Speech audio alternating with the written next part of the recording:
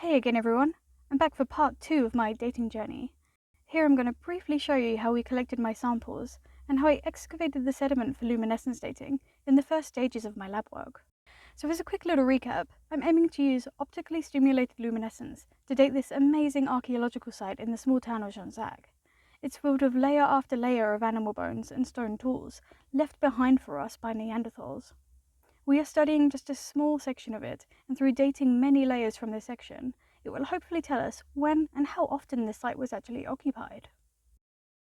So normally, archaeological excavations are a bit more systematic in their methods. Dig a pit, locate a layer of interest in the pit, and then gently excavate out the tools and the bones. Here, however, we wanted to remove a whole block of sediment in one piece, so we needed to take a slightly different approach.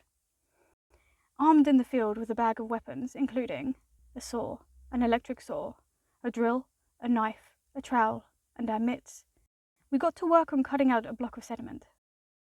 It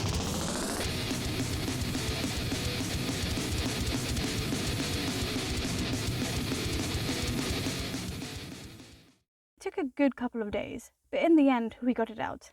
Meet Blob the Block. So back in the dark lab, I set up the block, secured with plastic, polystyrene and plaster to stabilize it, and began the multi-step process of sediment excavation. As we wanted to try and record as much information as possible, we set up 2 cameras with overlapping fields of view, in a hope we could use something called photogrammetry to create very detailed, almost 3D images of each layer. We then followed a routine procedure of excavation documentation. Step 1. Take a picture of each new layer. Step 2. Draw the layer. Step 3. Measure the height of the layer relative to the table. Step 4. Excavate. Step 5.